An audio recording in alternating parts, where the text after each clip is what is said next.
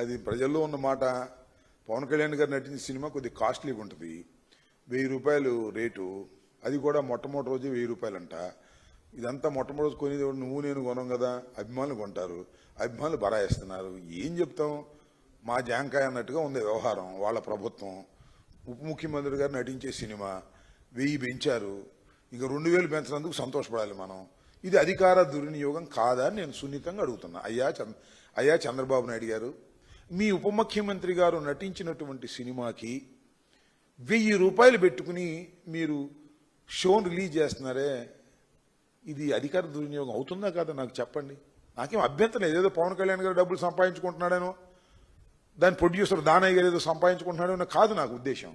ఉప ముఖ్యమంత్రి గారు నటిస్తే అంత కాస్ట్లీగా ఎందుకు కొడదండి టికెట్? మీ ప్రభుత్వం మీరు పెంచేసుకుంటారా? కొద్ది గొప్ప పెంచుకొని తప్పు లేదు. 1000 రూపాయల ఏందండి ఇది, నాకు అర్థం కాలేదు. అదేమంటే మా కడుపు మంట అంటారు. ఆ ఓజీ మీద మా కడుపు మంట ఏమి లేదు. ఓజీ బ్రహ్మాండంగా ఆడాలని కోరుకుంటాం, మాకేమి అభ్యంతరం లేదు. దానయ్యకి దండిగా డబ్బులు రావాలని కూడా కోరుకుంటాం. దండిగా డబ్బులు ఎప్పుడు సినిమా సక్సెస్ అయితే దండిగా రావాలి, సక్సెస్ కాకపోయినా దండిగా వచ్చే మార్గాలు చూస్తున్నారు. మొట్టమొదటి రోజు 1000 రూపాయలు పెట్టి కొట్టేయాలని చూస్తున్నారు. తప్పండి, ఇది అన్యాయం. మీ దగ్గర పవర్ ఉంది కదా అని చెప్పేసి ఈ రకంగా భారాన్ని మోపడం సరైనటువంటి విషయం కాదు. Cinema is an entertainment, that to a common man entertainment, a పేదవాడి ఎంటర్టైన్మెంట్. ఆ పేదవాడి ఎంటర్టైన్మెంట్లో, కామన్ మ్యాన్ ఎంటర్టైన్మెంట్లో కూడా మీరు 1000 రూపాయలు పెంచేసి మీ అభిమానుల దగ్గర తీసుకోవటం ధర్మమేనా? ముఖ్యమంత్రి గారు, ఉప ముఖ్యమంత్రి గారు ఆలోచించుకోండి. ఈ రకంగా జీవోలు ఇష్యూ చేసుకుని మీరు చేయటం అనేది దుర్మార్గం కాదా? ఇది అవినీతి కాదా? ఇది అధికార దుర్వినియోగం కాదా? చెప్పండి. ఈ తప్పు మీరు చేస్తానంటే మేము చేసేదే ఉంది. మీ దగ్గర బ్రూట్ మెజారిటీ ఉంది, 164 సీట్లు ఉన్నాయి మీ దగ్గర.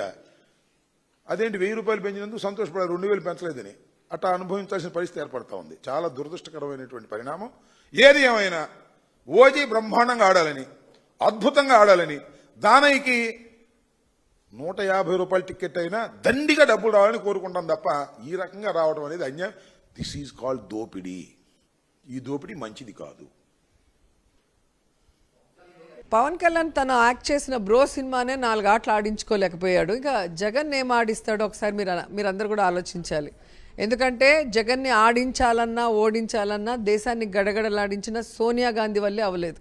చంద్రబాబు నాయుడు ఆడుతున్న ఆటలో అరటిపండు లాంటి పవన్ కళ్యాణ్ ఏం ఆడిస్తాడో ఒకసారి మీరు ఆలోచించండి. ఎందుకంటే ఈరోజు పవన్ కళ్యాణ్ అనేవాడు ప్రజల కోసం పార్టీ పెట్టల, చంద్రబాబు నాయుడిని ముఖ్యమంత్రిని చేయడానికి పార్టీ పెట్టానని ఆయనే ఒప్పుకుంటున్నాడు.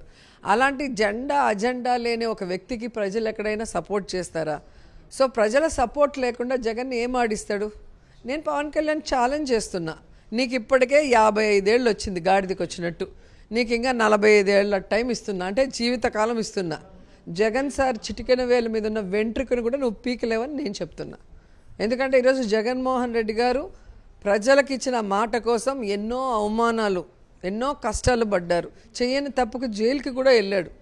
ఇటు చంద్రబాబు నాయుడు, అటు కాంగ్రెస్ బీజేపీ ఆడిన నాటకంలో అయినా ఎప్పుడూ కూడా ఆయన విసుక్కోకుండా ప్రజలకు ఇచ్చిన మాట ప్రకారం తన తండ్రి ఆశయాల్ని ముందుకు నడిపించాలి అన్న ధ్యేయంతో ఆయన ముందుకు వెళ్ళాడు.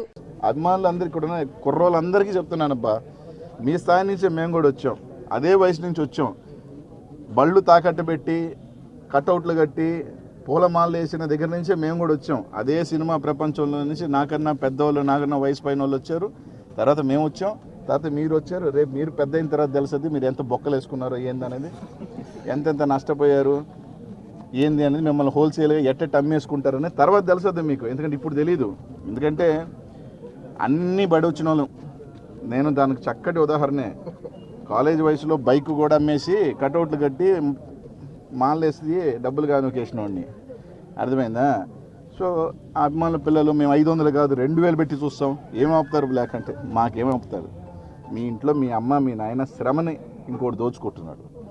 మీ అమ్మ మీ నాయన కష్టం చేసో, కూలి పని చేసో, చిన్న పని చేసో, పొద్దున్నే సాయంకాలం ఉద్యోగం చేసుకోవచ్చు, మీ చేతిలో డబ్బులు పెడితే మీరు సంపాదించిన డబ్బులు, నేను ఆ రోజు పొరపాటు చేశాను కాబట్టి ఈరోజు తెలుస్తుంది కాబట్టి దిద్దుకుంటున్నా. మీరు ఇంట్లో నుంచి సంపాదించిన డబ్బులు నా కష్టాజీతాన్ని తీసుకెళ్ళి 500 కాకపోతే 2000 తగలేయండి, ఎవడు అడగడు. మీకు అట్లా తగలేసేవాడికి భార్యో బిడ్డో ఉంటుంది. మీ అమ్మ మీ నాయన సంపాదించిన డబ్బులు నేను 500 కాదు 2000 కోసం చూస్తానంటే మీ అమ్ముకొని వాళ్ళు 50 కోట్లు 100 కోట్లు సంపాదిస్తున్నారు స్వామి. అది తెలుసుకోండి ఫస్ట్. ఈరోజు సినిమా టికెట్లు కిరాణా కొట్టుకు ఏదో చెప్పాడండి అని విన్నా. ఏం బాధ? 10 రూపాయలు నీ రెమ్యూనరేషన్ తగ్గద్దని బాధ వీళ్ళకి. వీళ్ళు 50 కోట్ల నుంచి మళ్ళీ 25 కోట్లకో 30 కోట్లకో తగ్గుతారేమో, అది బాధ. అది పోతుందనే బాధ తప్ప నిజంగా మీది సినిమా ప్రేమ ఇది. ఎస్, లెట్ ప్రొడ్యూసర్స్ కానీ వాళ్ళని చెప్పమనండి వాళ్ళ బాధ. 100 రూపాయలకి సినిమా ఖర్చు ఏదంత? సరేనబ్బా, ఓపెన్గా అడుగుతున్నా. భీమ్లా నాయక్ తీశాడు, వకీల్ సాబ్ తీశాడు, సినిమా ఖర్చు ఎంత, ఆయన రెమ్యూనరేషన్ ఎంత? నేను ప్రజల కోసం ఉద్ధరిస్తానంటున్నాడు కదా, ఎందుకు ఆ 50 కోట్లు తీసేసి ఆ 10 కోట్లు పెడితే టికెట్ రేట్ వాడికి వచ్చేస్తుంది కదా. నాకు క్రేజ్ ఉంది, నువ్వు క్రేజ్ నమ్ముకుంటున్నావు, దాని కాదా? చెప్పనట్టు కాదా? ఆ పవన్ కళ్యాణ్ అబ్బాయిలు కూడా చెప్తున్నా, మీ అందరికన్నా ముందు గొరిగించుకుని ఉంటారా నేను? ఆయన కటౌట్లు కట్టి మాల పెట్టి అని తేరుకున్నాం. మళ్ళీ నెక్స్ట్ ఇప్పుడు రెడీగా ఉన్నారు మీరు. అంతే, మీరు పోతే నెక్స్ట్ ఇంకో బ్యాచ్ అంతే. మా తరం అయింది, నెక్స్ట్ తరం మీరు, నెక్స్ట్ తరం మీరు. మనం షవరింగు, వాళ్ళు బాగుండటం. అడుగుతున్నాను సింపుల్. వకీల్ సాబ్ కానీ భీమ్లా నాయక్ కానీ ప్రొడక్షన్ కాస్ట్ ఎంత, రెమ్యూనరేషన్స్ కాస్ట్ ఎంత? 80% హీరోలకు పోయినాయి, సినిమా ఖర్చు 20%. ఆ 80% 3-4 జనాల మీద రుద్దటం ఎంతవరకు కరెక్ట్ అనేది? ఎస్, చారిత్రాత్మక సినిమా, సందేశాత్మక సినిమా, ఖర్చు ఎక్కువైన సినిమాని టికెట్ రేట్లు పెంచమని అడగటం ప్రభుత్వాన్ని తప్పులేదు. 4-5 జోబులోకి పోయే డబ్బులని పెంచమని చెప్పడం మాత్రం అది కరెక్ట్ కాదు అని చెప్పి తెలియజేస్తాం. సర్లే బా, నాని చూశాను నిన్న మొన్న, ఆయన ఎవరు భజన పరుడు, ఆయన గురించి మనం మాట్లాడటం కూడా ఎందుకు? దాని గురించి మాకున్నది ఒకే నాన్నప్ప ఈ స్టేట్కి వెళ్ళి కొడాలి నాని, వాళ్ళ నాన్న పేరు నాన్న. వైసీపీ వాళ్ళు ఒకటే అన్నారు, సీఎం సింగిల్ గా వస్తుందని. ఇవన్నీ సినిమా డైలాగులు. నేను సినిమాలోనే చెప్తాను, వాళ్ళు ఇప్పుడు చెప్తూ ఉన్నారు. వచ్చే ఎలక్షన్లో వాళ్ళకి ఖచ్చితంగా ఓటమి చవి చూస్తారంటే పవన్ కళ్యాణ్ చెప్తున్నారు. ముందు ఎమ్మెల్యే గెలవమని చెబుతున్నానా? కాదు, అసలు ఉట్టికి ఎగరలేను, స్వర్గానికి ఎగిరిందని చెప్పి ఇప్పుడు నేను 4 సార్లు ఎమ్మెల్యే అయ్యా. నేను ఏదైనా ముఖ్యమంత్రి గారు అట్ట ఇట్ట అని నేను మాట్లాడితే అర్థం ఉంటుంది. అసలు నేను ఎమ్మెల్యేగానే గెలిచి వచ్చే పరిస్థితి నాకు లేకపోతే, నేనున్న ముఖ్యమంత్రి 151 సీట్లను గెలిపించిన ముఖ్యమంత్రిని ఇవన్నీ సినిమా డైలాగులు కాక ఏంది పవన్ కళ్యాణ్ చెప్పేది? కాదు, పవన్ కళ్యాణ్ చెప్పే సినిమా డైలాగులు కదా. ఎమ్మెల్యే గెలవలేనటువంటి వ్యక్తి జగన్మోహన్ రెడ్డిని దించేస్తాడా? రే సన్నాసి నరసన్నాసి, నాకు కొడాక నాలుగు చీలేస్తా, మళ్ళీ పీలికలుగా చీలేస్తా నాకు కొడాక. నేను అనలేనా? సంస్కారం ఉంది, అనకూడదు, వద్దులే మనకెందుకు అనుకుంటున్నాను. బాధపడితే మన్నించండి. నేను అనగలను, నీకన్నా బూతులు ఎక్కువచ్చు. మా పార్టీలో నేను తక్కువ, మా వాళ్ళు బూతులు తెలుగు గ్రాంధికం మాట్లాడతా. మంచిగా నీకులాగా మొత్తగా నాటుగా మాట్లాడే వాళ్ళని వదిలితే చెవులు మూసుకోవాలి. పాపం అరటిక్కెట్లని, అమాయకులైన పిల్లల్ని, చిన్న పిల్లల్ని, ఓటు రానటువంటి వాళ్ళందరినీ 10 ఏళ్ళ నుంచి లేకపోతే 10 నియోజకవర్గాల నుంచి పోగేసుకొచ్చి ఎదర కూర్చోబెట్టుకుని ఏళ్ళ చప్పట్లు వేస్తే, బూతులు తిడితే పండగ అయిపోద్దా?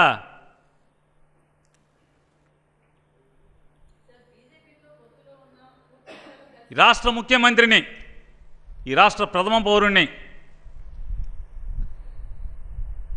బోషిడిక్కే అని పార్టీ ఆఫీస్ నుంచి బూతులు తిట్టించినప్పుడు నీ పార్ట్నర్తో తిట్టిస్తే నోరు పడిపోయిందా? ఆయన చేసిన మంచి ఏది లేదు కాబట్టి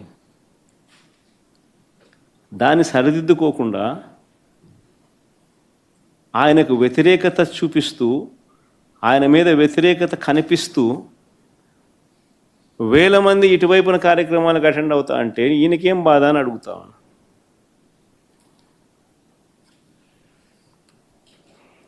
నా కార్యక్రమానికి ఎవరిని రానికుండా అడ్డుకోవడం, నాయకులకు కార్యకర్తలకు నోటీసులు ఇచ్చి బెదిరించడం,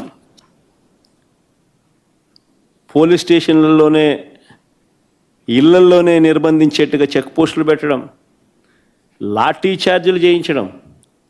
సత్తెనపల్లిలో పొద్దున్నే టౌన్లో లాఠీ ఛార్జ్, పొద్దున్నే భయం పెట్టేందుకు. నేను రాకమునిపే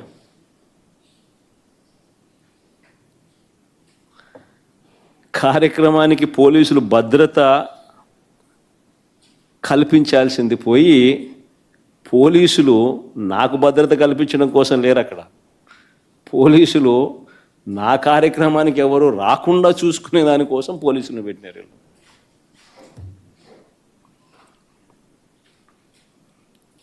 ఆశ్చర్యం కలిగించే విషయం. తర్వాత 5 కేసులు నమోదు చేశారు ఆ కార్యక్రమం అయిపోయిన తర్వాత.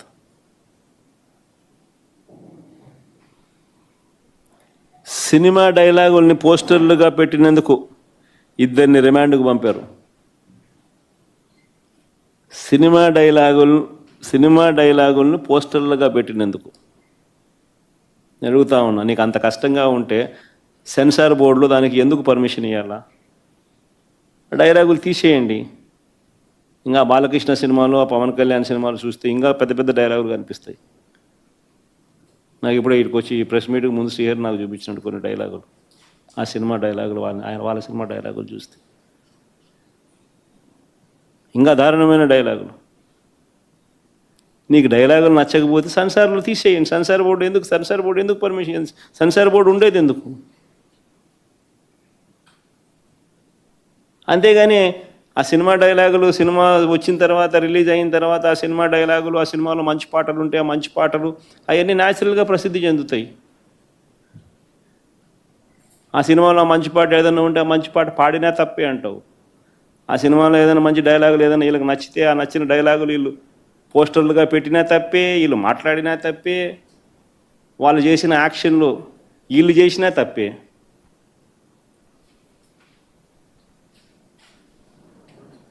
వాళ్ళు ఇలా అన్నా తప్పే, వాళ్ళు ఇలా అన్నా తప్పే. ఎందుకు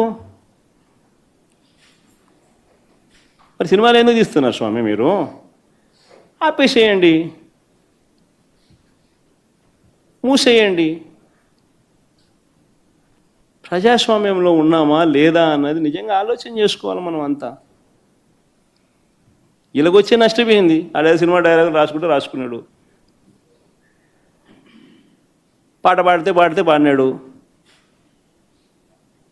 డైలాగులు కొడితే కొట్టినాడు. ఇలాగొచ్చే నష్టమైంది అంటాను నేను. గుమ్మడికాయలు దొంగంటే భుజాలు తడుముకున్నట్టుగా ప్రతిదీ కూడా వాళ్ళు ఏమన్నా కానీ నిన్నే అన్నట్టుగా నువ్వెందుకు బాధపడతా ఉండవు?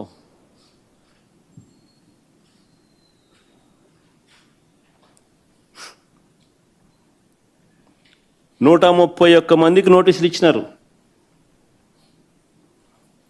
131 మందికి నోటీసులు ఇచ్చినారు. సినిమా డైలాగులను పోస్టర్లుగా పెట్టినందుకు 2 రిమాండ్